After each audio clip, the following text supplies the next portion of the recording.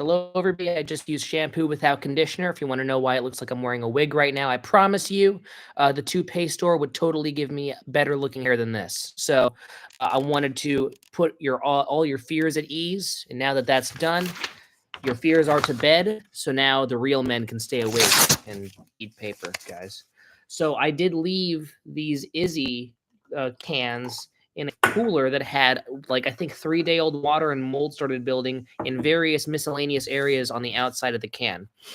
Due to this, I will be pouring this into a glass. However, some mold built up on the little metal tab that gets pushed inward in order for the can to open. And when I did that, I do believe that in the process of pouring the Izzy did touch the mold at every single given point. So there are mold microbes in my Izzy that I'm using to take the paper down. These are the sacrifices I make for all of you, okay? That is a necessary part of every live stream, shaming the viewer. I'm here, chat. I know you're talking to the chat, but you're just talking to yourself. Oh, wait, no, there's 3 people here. How does this happen? Well, this happens when you stream sooner than midnight, you see. The mold is necessary, though. Yes, I have been told it, keeps up your immunity when it comes to foreign substances. Unfortunately, I'm already doing that in a less gross way with the paper. So I just don't understand why I need to be a gross fucking animal and eat mold like the olden days before the 1600s and the FDA existed, all in order to build my immunity, or because there's a stupid accident with leaving my Izzy cans in cooler water for fucking 3 days. That's my fault. I don't even know why I'm complaining about that. Anyways, made 4 memes and monkey type shit. Welcome to the paper reading live stream, day 812. Hold on. Wait. Ugh, excuse me. Okay. Gurginess. I plan on streaming a little earlier, at the very least, no later than 10:30, unless I forget. But most times we should be doing it earlier in the day. I'm working on being more ambitious. I am extremely tired right now. However, I will be refueling throughout the week. And soon we will be consistently live streaming more. I know I've been talking about that and referencing that part and my whole schedule thing very frequently, nearly every live stream. And yes, it is me just talking in a mirror to myself, but it's also me letting everybody know when to expect me so that you guys can come in and you can ask me questions, talk about general things. I have been watching plenty of new movies, and I actually want to do a big stream where I review all of them. But to give a little sneak peek, I'm gonna put all this shit in order. Here, let's see, 2024 in order. Okay.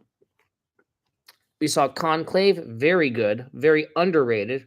I saw the TV Glow, terrible, very overrated. And Hundred Beavers, which it's not underrated or overrated. It's just the right amount of rated, and it's highly respected, which I mean to say it's excellent. Third best movie of the year. What was the robot movie really about? When will I stop eating paper? Jesus, so many fucking questions. What I drank. This is Sparkling Strawberry Izzy. Thank you very much. With a little bit of mold on top. If you want to know about the mold microbe, then mold microbes, multiple, then go back and listen to my explanation. It's a really complicated backstory as to how mold got in my Izzy, but that's not stopping there. I don't care anymore. What brand of paper? Staples 8x11 printer paper. They are minimally toxic. They're not non-toxic, but they have a minimal amount of toxins. There's still a small amount, which again, that which does not kill you makes you stronger, as famous philosopher Kanye West once said. So I think that this is going to be all for the best. And we're going to be doing some full-scale reviews of these 3 movies later when I remember to click the OBS button instead of the YouTube app button. So here, let's see if we can try and fix this. I think I just made it worse. Hold on. Let's recalibrate. Factory reset. Wait, no. An actual mirror. It's reversing my image, so I don't know what fucking side is which. That's so bad, guys. Do not screenshot this. I think it can't get better than this. I think that's the best it's going to get. Heretic, the one with Hugh Grant in it.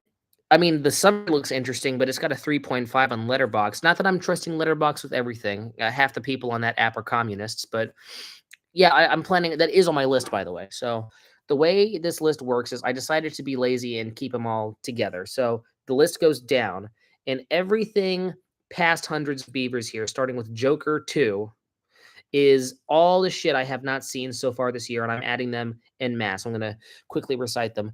Joker 2, Folie à Deux, Mars Express, The Apprentice. I think I accidentally rhymed for 2 phrases right there. Megalopolis, Smile 2, We Live in Time, The Brutalist, A Different Man, Universal Language, Nickel Boys, I'm Still Here, Heretic, Red One, A Real Pain, Presence, Gladiator 2, Wicked, Y2K, Borderlands, Memoir of a Snail, and unfortunately, Luca Guadagnino's Queer, which people said was good, but it's got a solid 3.5.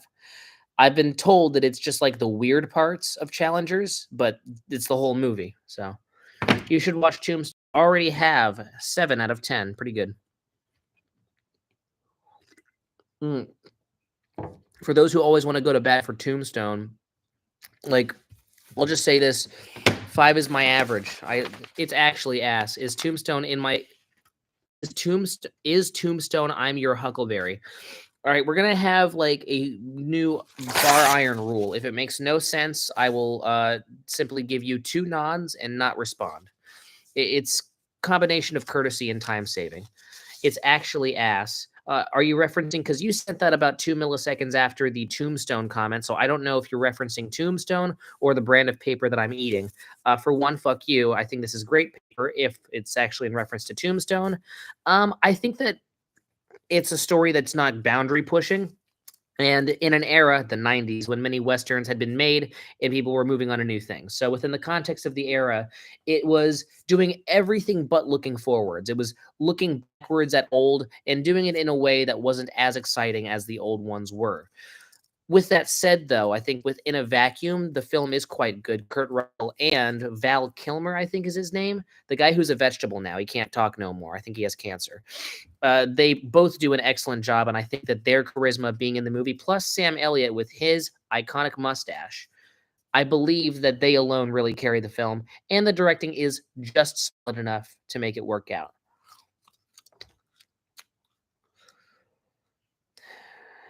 Is Tombstone it your Huckle? Okay, you're saying no, is it? No, so you're saying replace is it Tombstone? I'm your Huckle. I don't think that if it is okay, I'm gonna assume that you're saying if it is Tombstone, I'm your Huckleberry. I still don't know who that's directed towards. Okay, well, I'll just say I'm glad that you're someone's Huckleberry. Have watched that one movie where Johnny Depp is Native America. I can't remember the name. Last of the Mohicans or something. He is having a stroke. Don't worry about it. I feel like you were related. The two of you seem to share an equal level of disdain for Tombstone. Two of you are trying to corroborate to swing my bias against Tombstone. Shit's not working. I still think the movie's a 7 out of 10. The Silver Bullet guy eyes the Johnny movie. I think this is the most grammatically incorrect chat I've ever had. I'm going to ignore that. Keep eating paper, Brian.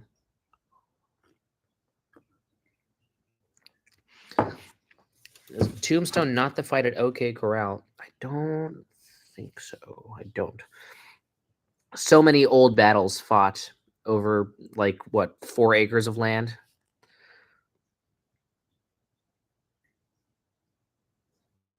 I think it is not. I think it's the Alamo thing. Again, I love history buffs, but I wish I was more of one because I don't think I know the answer to any of those questions. No, it is. Oh, great. With Doc Holliday out, you motherfucker. What is the two of what is your guys' deal with Tombstone? Like, I feel like if you're gonna find one movie to make it your entire identity to hate upon, I feel like there's so many more movies that are deserving of that hate. Like, this is made by George P. Cosmatos, the guy who made Rambo First Blood Part 2.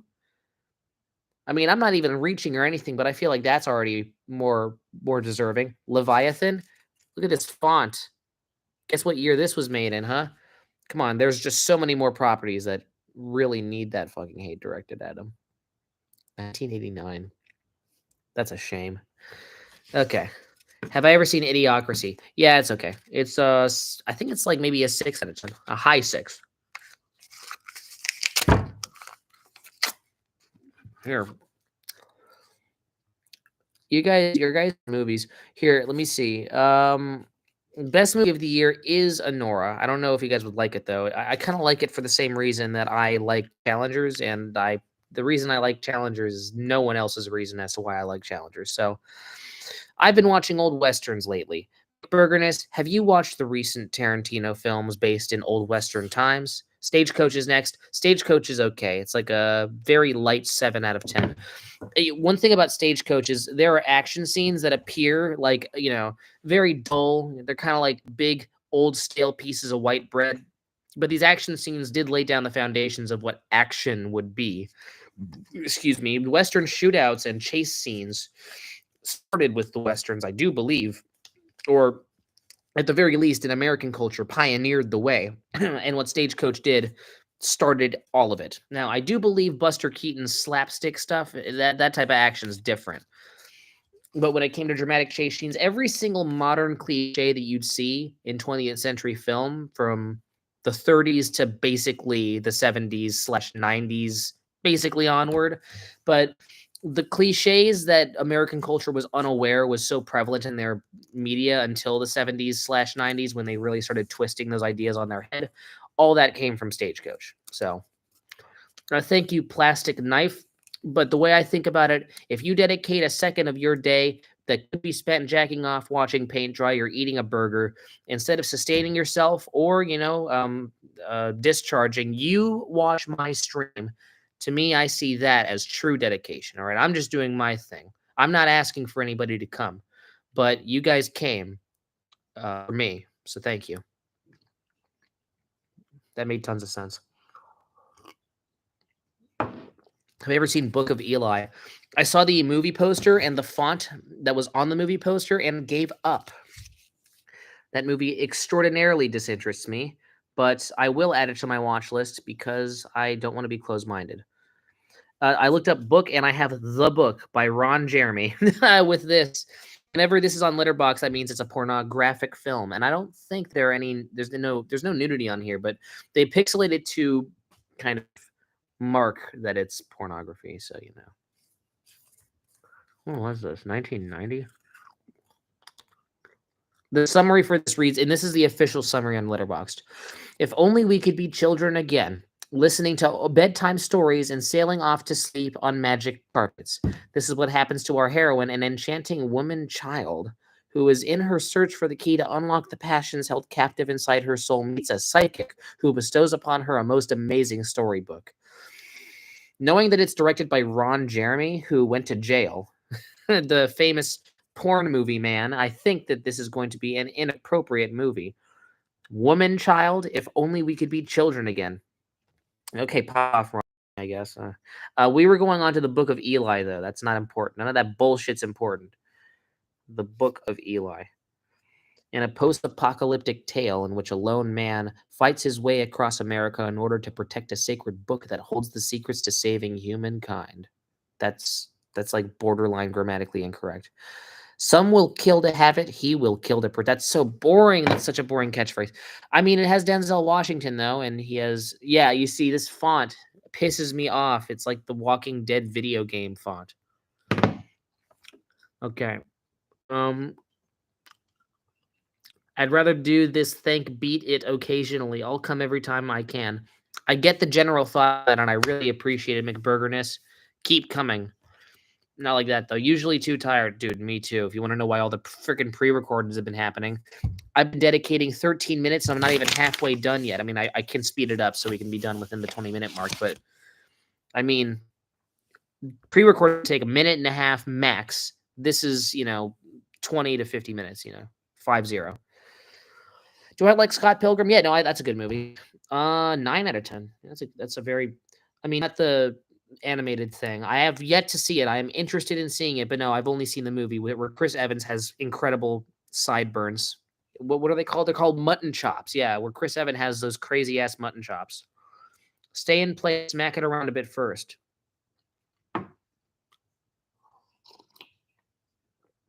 Plastic Knife says, yay. That's the pin the message. Every single message I pin, I want to be the kind of tagline, catchphrase, closing sentiment, thesis statement to take away from every single stream. So look at that internalize that, go to bed with those words. Yay. So sometimes it'll be profound and other times it'll appear surface level, but I always pin these things for a reason. So if it seems like I'm just pinning to troll, I'm not. There's a deeper meaning behind all this stuff. And I hand pick and hand select these. Even if it's incidental on the viewer's part, I pin all those just to let you know what to take away. All right. I came in with a preconceived idea, stipulating generally what I wanted for the general sentiment to be. This is okay. So there's a lot of deeper meaning to this. So just make sure, go to bed with that idea in your head. All right. Pay attention to the pinned comments. Also, I got to type my score for the day.